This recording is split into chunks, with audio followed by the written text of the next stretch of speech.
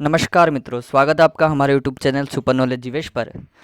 आज मैं हिंदी साहित्य के अंतर्गत एक ऐसा विषय पढ़ाने जा रहा हूं जो कि सभी तरह की प्रतियोगी परीक्षाओं से लेकर सभी कक्षाओं के लिए, जो नेट आदि की परीक्षा दे रहे हैं उनके लिए बहुत ही ज़्यादा लाभकारी होने वाला है।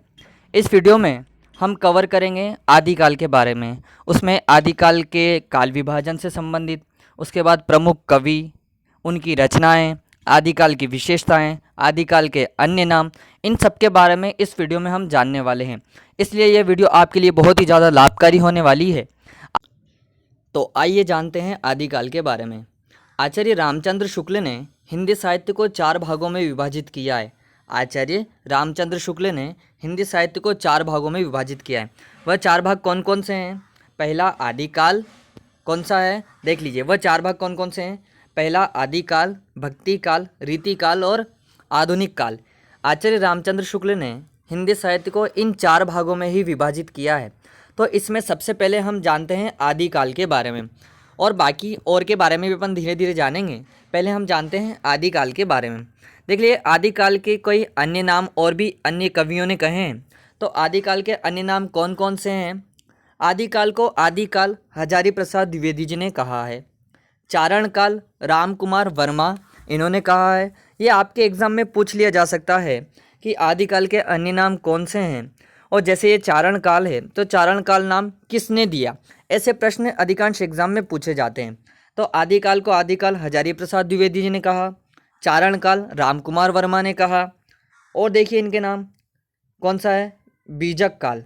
बीजक काल महावीर प्रसाद द्विवेदी जी ने इसे बीजक काल कहा। वीरगाथा काल रामचंद्र शुक्ल ने इसे वीरगाथा काल कहा। और सिद्ध सामंत काल राहुल शाह कृत्यायन इन्होंने आदिकाल को सिद्ध सामंत काल कहा। तो इस प्रकार से आदिकाल के ये 5 नाम कहे जाते हैं: आदिकाल, चारण काल, बीजक काल, वीरगाथा काल और सिद्ध सामंत काल। और ये नाम किनने दिए? उनके नाम पर यहाँ पर दिए।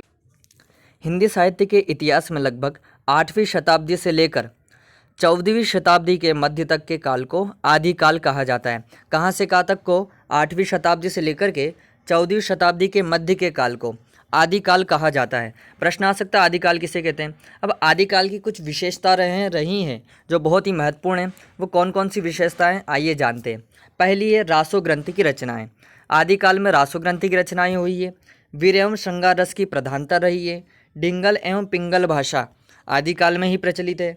आश्रय दाताओं की प्रशंसा, यहाँ के कवियों की ये विशेषता रही है कि इसमें जितने भी कवि हुए हैं उन्होंने अपने आश्रय दाताओं की प्रशंसा की है।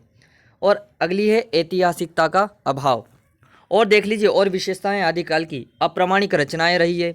युद्धों का सजीव वर्णन किया है, क्योंकि इसी समय से मुगलों का आक्रमण प्रारंभ हो गया था, तो वहाँ युद्धों का सजीव वर्णन किया है। संकुचित राष्ट्रीयता, जनजीवन के चित्रण का अभाव रहा है। और प्रबंध एवं मुक्तक दोनों प्रकार की रचनाएं इसी काल में हुई है।